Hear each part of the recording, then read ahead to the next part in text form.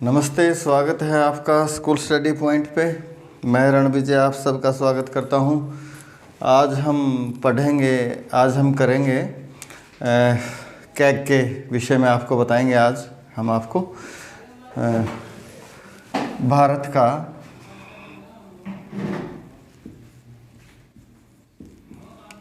नियंत्रक एवं महालेखा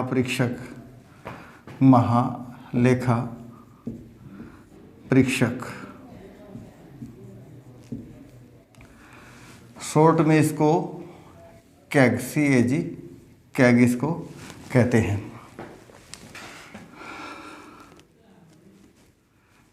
कंट्रोलर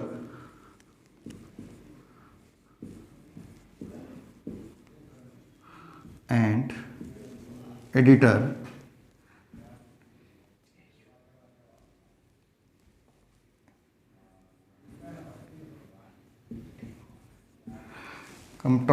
एडिटर जर्नल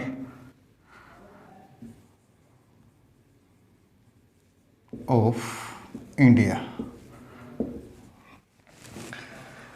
चलिए, इसका जो हमारे संविधान में जो वर्णन है वो अनुच्छेद 148 टू 151, अनुच्छेद 148 से 151 तक हमारे संविधान में इसका वर्णन किया गया है। तो ये एक महत्वपूर्ण पद है, संवैधानिक पद है, और इसके विषय में डॉक्टर B.R. अम्बेडकर क्या कहा है? भीमराव अम्बेडकर ने क्या कहा है इसके बारे में कि यह एक महत्वपूर्ण जो है अधिकारी पद है।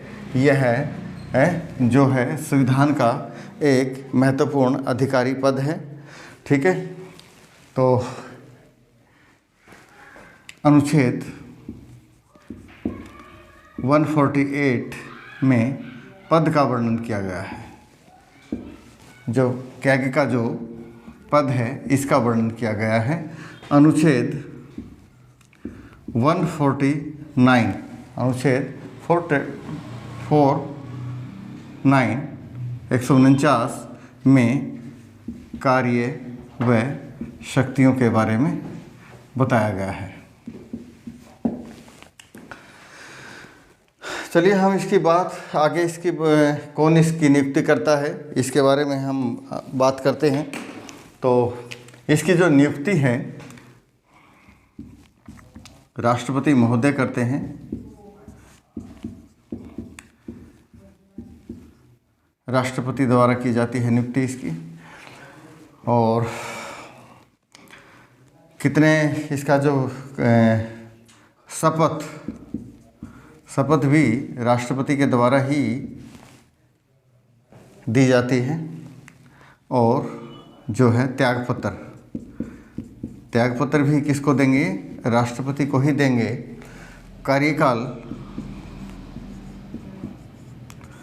कार्यकाल इसका 6 वर्ष का होता है। कार्यकाल कितना होता है? 6 वर्ष का होता है,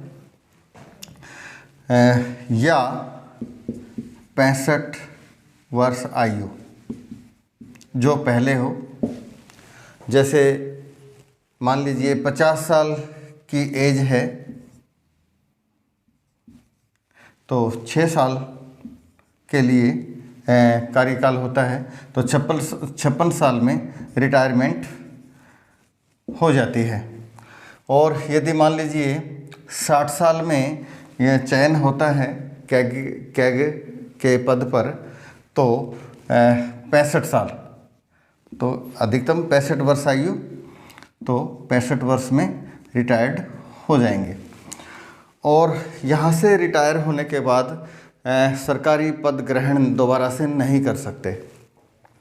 और इनको जो वेतन दिया जाता है, वेतन भी संचित निधि से दिया जाता है। संचित निधि से इनको वेतन दिया जाता है। जो भारत का नियंत्रक महालेखा परीक्षक है। ये मैंने बताया कि महत्वपूर्ण पद है और इसका जो काम है वो सार्वजनिक धन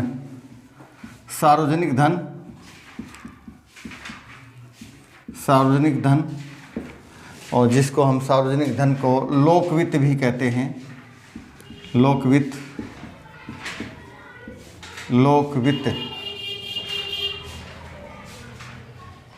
का संरक्षक हम इसको कह सकते हैं। सार्वजनिक धन, लोकवित्त का जो संरक्षक इसको हम कहते हैं कैग को, और इसका काम है जो केंद्र स्तर पे, केंद्र व राज्य स्तर पे जो आय और व्यय होता है, आय व्यय के लेखों की जांच करना।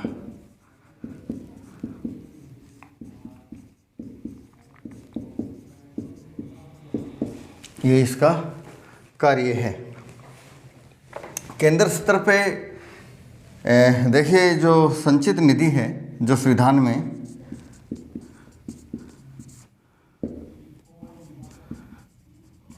अनुच्छेद 266 व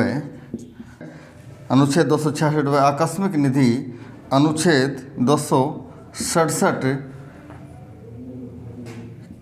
के तहत ये लेखों की जांच करना,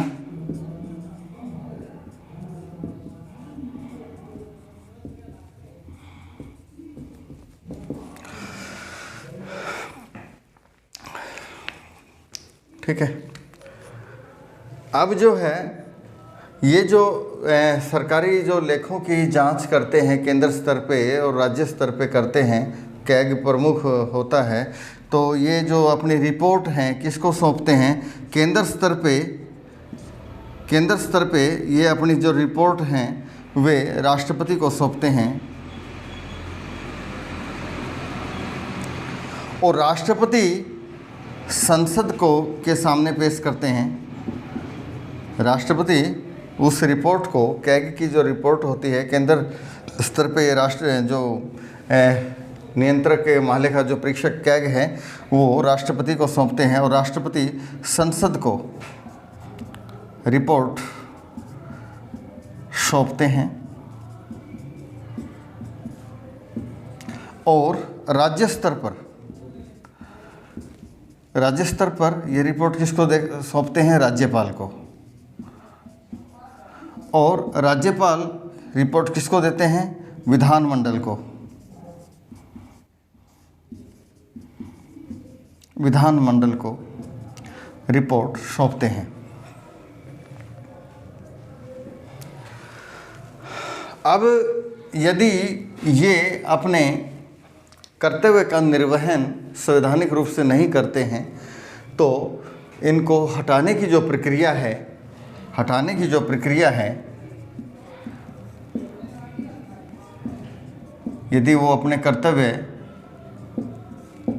का निर्वहन अच्छी प्रकार से नहीं करते हैं, असमर्थ हैं, संवैधानिक तरीके से नहीं करते हैं, तो हटाने की प्रक्रिया क्या है? हटाने की प्रक्रिया जो सुप्रीम कोर्ट के न्यायाधीश को हटाने की जो प्रक्रिया होती है वही इसको हटाने की प्रक्रिया होती है। कैसे कि इसको हटाने के लिए, कैग को हटाने के लिए यदि अपना ठीक से निर्वहन नहीं करते हैं तो पहले उस हटाने का जो प्रस्ताव होता है लोकसभा में पेश किया जाता है, संसद के एक सदन में, लोकसभा में, उसके बाद राज्यसभा में पास होने के बाद और फिर राष्ट्रपति के हस्ताक्षर होने के बाद जो ही इनको पद मुक्त कर दिया जाता है, इनको हटा दिया जाता है। जो हटाने हम लिख सकते हैं यहाँ पे, सुप्रीम कोर्ट के न्यायाधीश को हटाने की जो प्रक्रिया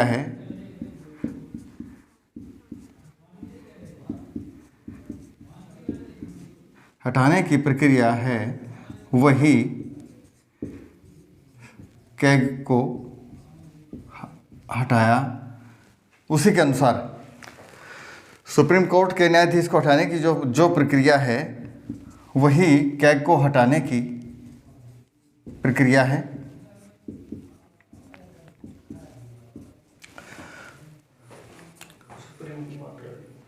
ठीक है।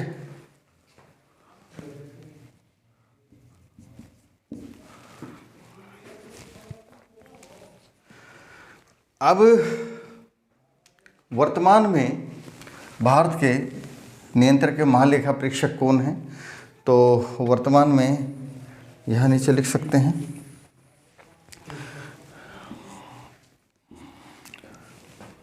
मुर्मू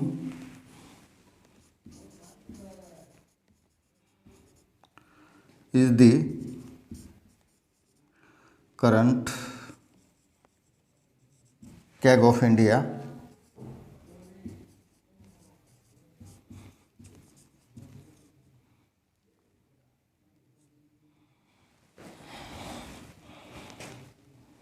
वर्तमान में कौन है? मुर्मू कैग ऑफ इंडिया हैं, भारत के नियंत्रक महालेखा परीक्षक है। ही assumed office on 8 August 2020।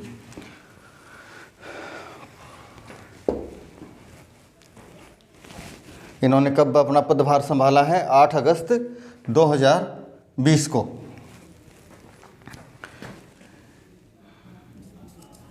He is the 14th CAG of India।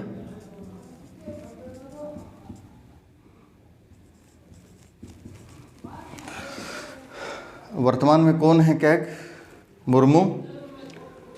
कब इनकी नियुक्ति हुई है? 8 अगस्त 2020 को। और ये कौन से जो हैं 14वें भारत के नियंत्रक महालेखा परीक्षक हैं? और इनसे पहले कौन थे जो 13वें?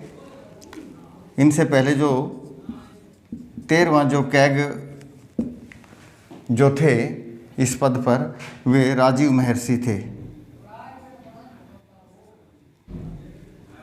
राजीव महर्षि।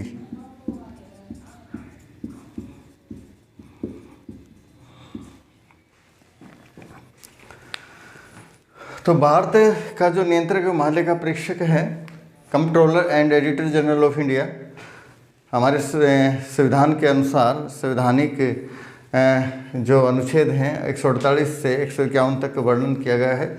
और मैंने बताया कि ये जो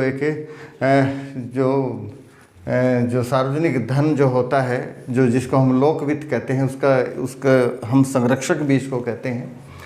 केंद्र स्तर पर आय व्यय के लेखों की जांच करना इसका काम होता है। और जैसे मैंने बताया कि डॉक्टर भीमराव अंबेडकर ने कहा कि एक जो संविधान में जो सबसे एक महत्वपूर्ण अधिकारी जो पद है वो कैग का होता है। ठीक है। अब तक जितने भी जो घोटाले उजागर हुए हैं, जैसे मैं कुछ बात करूं घोटालों की, जैसे 2G घोटाला है, 2G घोटाला है, कॉमनवेल्थ घोटाला है, या चारा घोटाला, इन सब ये जो हैं कैग के द्वारा ही उजागर हुए हैं। कैग के द्वारा ही उजागर, ये जितने भी घोटाले हैं किसके द्वारा उजागर होते हैं? यदि होते हैं तो कैग के द्वारा। कुछ मैंने उदाहरण बताए। नियुक्ति राष्ट्रपति के द्वारा होते हैं, वह इसके पद का वर्णन 148 में है और कार्यवाही शक्तियाँ 149 में है। शपथ राष्ट्रपति के समक्ष लेते हैं, त्यागपत्र राष्ट्रपति को देते हैं। कार्यकाल 6 वर्ष का होता है या 65 वर्ष आयु तक जो पहले हो। ठीक है। और इसको जो वेतन जो दिया जाता है संचित निधि से दिया जाता है। और यहाँ से रिटायर होने के बाद दोबारा सरकारी पद पर आसीन नहीं हो सकते। और संचित निधि अनुच्छेद 266 व आकस्मिक निधि 267 के तहत जो है लेखों की जांच करना है केंद्र स्तर पर और राज्य स्तर पे। केंद्र स्तर पे राष्ट्रपति को अपनी रिपोर्ट ये देते हैं और राष्ट्रपति ये रिपोर्ट किसको सौंपते हैं? संसद को सौंपते हैं, संसद के पटल पर रखते हैं। राज्य स्तर पर राज्यपाल को ये रिपोर्ट सौंपते हैं और राज्यपाल विधानमंडल को ये रिपोर्ट देते हैं। तो वर्तमान कौन है कैग ऑफ इंडिया? मुर्मू हैं। इनकी नियुक्ति कब हुई है? 8 अगस्त 2020 को हुई है। 14वें ये के भारत के नियंत्रक एवं महालेखा परीक्षक हैं। इनसे पहले कौन था? इनसे पहले राजीव महर्षि थे।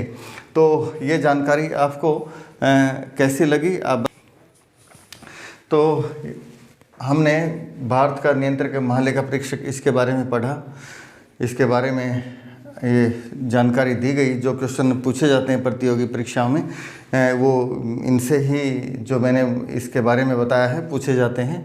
और ये जानकारी अच्छी लगी है तो आप लाइक व शेयर ज़रूर करें। धन्यवाद।